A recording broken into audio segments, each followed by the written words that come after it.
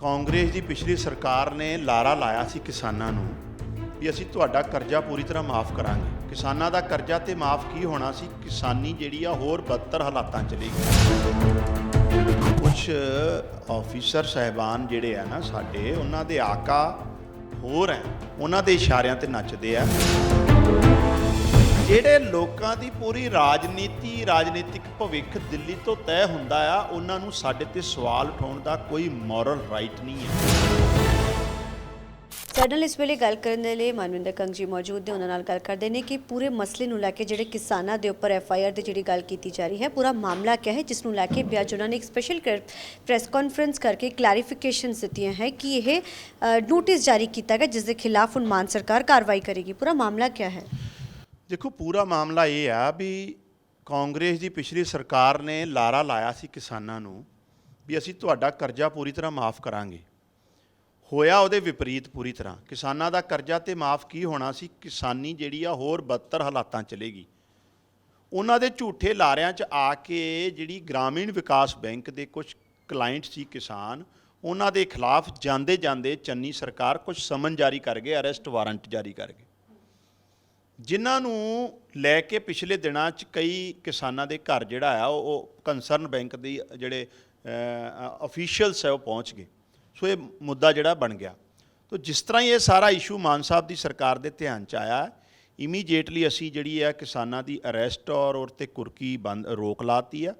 ਔਰ ਜਿਹੜੇ ਵੀ ਅਧਿਕਾਰੀਆਂ ਨੇ ਪਿਛਲੀ ਸਰਕਾਰ ਦੇ ਆਦੇਸ਼ਾਂ ਨੂੰ ਹੁਣ ਲਾਗੂ ਕਰਨ ਦੀ ਕੋਸ਼ਿਸ਼ ਕੀਤੀ ਹੈ, ਉਹਨਾਂ 'ਤੇ ਵੀ ਮਾਨ ਸਾਹਿਬ ਦੀ ਸਰਕਾਰ ਔਰ ਸਾਡੇ ਜਿਹੜੇ ਇਸ ਮਹਿਕਮੇ ਦੇ ਮਿਨਿਸਟਰ ਹੈ ਚੀਮਾ ਸਾਹਿਬ, ਉਹ ਆਉਣ ਵਾਲੇ ਟਾਈਮ 'ਚ ਐਕਸ਼ਨ ਲੈਣ ਦੀ ਤਿਆਰੀ ਕਰ ਰਹੇ। नहीं लगता कि ऑफिसर अगर कुछ भी कार्रवाई करते हैं, कुछ भी एक्शन लेंदे हैं, कुछ भी करते तो उस तो पहला कंसर्न मिनिस्टर दी भी किते ना किते रजामंदी भी अक्सर देखी जाती, लेकिन ऑफिसर्स ने अपने बिहाव के ऊपर किस तरीके ने एडे वड्डे ऑर्डर्स जारी कर यही दाल च काला है जी। ये कुछ लोगों को गलत आदतां पईयां है।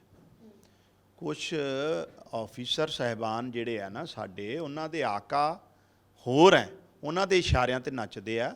और ये फिरोजपुर जिले के ही मसले है, कोई ज़्यादा पूरे पंजाब लैवल का नहीं है कोई इशू। फिरोजपुर के खासकर जलालाबाद और फिरोजपुर देहात नूं लैके कुछ केसिस हैं। सो इमीडिएटली सरकार ने उन्होंने ते भी सारी उन्होंने रिपोर्ट मंग ली है चीमा साहब ने। तो इस तरह की लापरवाही, इस तरह की गैर कानूनी कार्रवाई, इस तरह की सरकार की इजाजत तो बिना कोई ਜਾਂ ਸਰਕਾਰ ਦੇ ਧਿਆਨ 'ਚ ਲਿਆਂਦੇ ਬਿਨਾਂ ਕੋਈ ਕੰਮ ਕਰੂਗਾ ਤੇ ਉਹਨੂੰ ਬਖਸ਼ਿਆ ਨਹੀਂ ਜਾਊਗਾ, ਚਾਹੇ ਕੋਈ ਵੀ ਅਫੀਸ਼ੀਅਲ ਹੋਵੇ। ਔਰ ਕੋਈ ਕਿਸੇ ਵੀ ਕਿਸਾਨ ਦੀ ਨਾ ਹੁਣ ਗ੍ਰਿਫਤਾਰੀ ਹੋਊਗੀ, ਨਾ ਜਿਹੜੀ ਆ ਕੋਈ ਕੁਰਕੀ ਹੋਊਗੀ। ਲੇਕਿਨ ਵਿਰੋਧੀ ਲਗਾਤਾਰ ਤੰਜ ਕੱਸ ਰਹੇ ਨੇ। ਉਹ ਕਹਿੰਦੇ ਨੇ ਕਿ ਸਰਕਾਰ ਦਿੱਲੀ ਤੋਂ ਚੱਲ ਰਹੀ ਹੈ, ਆਫੀਸ਼ੀਅਲ ਸਾਰੇ ਉੱਥੋਂ ਟੈਕਲ ਕੀਤੇ ਜਾ ਰਹੇ ਨੇ, ਪੂਰੇ ਤਰੀਕੇ ਦੇ ਨਾਲ ਉਹ ਕਰ ਲਿੱਤਾ ਹੈ ਪ੍ਰਤਾਪ ਸਿੰਘ ਬਾਜਵਾ ਨੇ ਇਸ ਤਰੀਕੇ ਦੇ। ਲੇਕਿਨ ਤੁਸੀਂ ਕਿਵੇਂ ਦੇਖਦੇ ਹੋ? ਬਾਜਵਾ ਸਾਹਿਬ ਨੂੰ ਮੈਂ ਸਵਾਲ ਪੁੱਛਦਾ ਹਾਂ। ਸਿੱਧੂ ਸਾਹਿਬ ਜਿਹੜੇ ਉਹਨਾਂ ਦੇ ਆਊਟਗੋਇੰਗ ਪ੍ਰੈਜ਼ੀਡੈਂਟ ਹੈ, ਉਹਨਾਂ ਨੇ ਕੱਲ੍ਹ ਪੰਜਾਬ ਕਾਂਗਰਸ ਦੇ ਦਫ਼ਤਰ 'ਚ ਖੜ੍ਹ ਕੇ ਇਹ ਗੱਲ ਕਹੀ ਆ ਵੀ ਮੈਨੂੰ ਤੇ ਬਲਾਕ ਪ੍ਰਧਾਨ, ਜ਼ਿਲ੍ਹਾ ਪ੍ਰਧਾਨ ਵੀ ਨਹੀਂ ਲਾਉਣ ਦਿੱਤੇ ਜਾਏ, ਉਹ ਵੀ ਦਿੱਲੀ ਤੋਂ ਲੱਗਦੇ ਸੀ। ਜਿਹੜੇ ਲੋਕਾਂ ਦੀ ਪੂਰੀ ਰਾਜਨੀਤਿਕ ਭਵਿੱਖ ਦਿੱਲੀ ਤੋਂ ਤੈਅ ਹੁੰਦਾ ਆ, ਉਹਨਾਂ ਨੂੰ ਸਾਡੇ ਤੇ ਸਵਾਲ ਉਠਾਉਣ ਦਾ ਕੋਈ ਮੋਰਲ ਰਾਈਟ ਨਹੀਂ ਹੈ। ਦੂਜੀ ਗੱਲ, ਅਸੀਂ ਦਿੱਲੀ 'ਚ ਜੇ ਆਫੀਸਰ ਜਾਣ, ਸਾਡੇ ਲੀਡਰ ਸਾਹਿਬਾਨ ਜਾਣ, ਅਸੀਂ ਆਪਣੇ ਨੈਸ਼ਨਲ ਹੈੱਡ ਤੋਂ ਜਿਹੜੇ ਦਿੱਲੀ ਦੇ ਮੁੱਖ ਮੰਤਰੀ ਵੀ ਆ, ਜਿਨ੍ਹਾਂ ਨੇ ਆਪਣਾ ਮਾਡਲ ਆਫ ਗਵਰਨੈਂਸ ਨਾਲ ਦੇਸ਼ 'ਚ ਪ੍ਰੂਵ ਕੀਤਾ ਆ, ਉਹਨਾਂ ਤੋਂ ਗਾਈਡੈਂਸ ਲੈਂਦੇ ਆ। ਔਰ ਪੰਜਾਬ ਦੀ ਬਿਹਤਰੀ ਵਾਸਤੇ, ਪੰਜਾਬ 'ਚ ਦੇ ਲੋਕਾਂ ਨੂੰ ਕਿਸ ਤਰੀਕੇ ਨਾਲ ਵਧੀਆ ਗਵਰਨੈਂਸ ਦਈਏ, ਉਹਦੇ ਵਾਸਤੇ ਅਗਰ ਸਾਨੂੰ ਕੋਈ ਸਿੱਖਣ ਨੂੰ ਵਿਰੋਧੀਆਂ ਤੋਂ ਮਿਲੂਗਾ, ਸਾਡੇ ਮੁੱਖ ਮੰਤਰੀ ਜੀ ਕਹਿ ਚੁੱਕੇ, ਅਸੀਂ ਉੱਥੋਂ ਵੀ ਸਿੱਖਾਂਗੇ।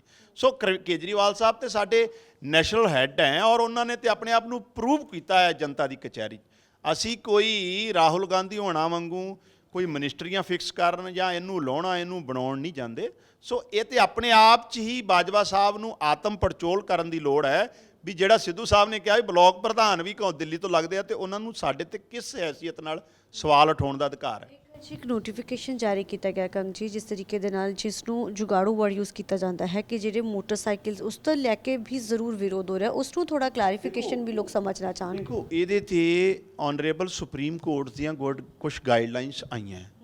ਮਾਣਯੋਗ ਸੁਪਰੀਮ ਕੋਰਟ ਦੀ ਅਦਾਲਤ 'ਚ ਕਿਸੇ ਨੇ ਜਨਹਿਤ ਯਾਚਕਾ ਜਿਹੜੀ ਹੈ ਦਾਇਰ ਕੀਤੀ ਸੀ, ਕਿਉਂਕਿ ਪਿਛਲੇ ਦਿਨਾਂ 'ਚ ਜੋ ਦੇਸ਼ ਭਰ 'ਚ ਇਨਸੀਡੈਂਟ ਹੁੰਦੇ ਆ, ਐਕਸੀਡੈਂਟ ਹੁੰਦੇ ਆ, ਉਹਦੇ ਜਿਸ ਤਰੀਕੇ ਨਾਲ ਜਾਨ ਮਾਲ ਦਾ ਨੁਕਸਾਨ ਹੁੰਦਾ ਹੈ, ਉਹ ਸਾਰੀਆਂ ਚੀਜ਼ਾਂ ਨੂੰ ਧਿਆਨ 'ਚ ਰੱਖ ਕੇ ਮਾਣਯੋਗ ਸੁਪਰੀਮ ਕੋਰਟ ਨੇ ਡਾਇਰੈਕਸ਼ਨਾਂ ਦਿੱਤੀਆਂ ਹੈ, ਜਿਹਦਾ ਕਿ ਹਰੇਕ ਸੂਬਾ ਸਰਕਾਰ ਨੂੰ ਪਾਲਣ ਕਰਨ ਦਾ ਜਿਹੜਾ ਉਹਦਾ ਹੱਕ ਹੈ, ਉਹਦਾ ਫਰਜ਼ ਬਣਦਾ ਹੈ।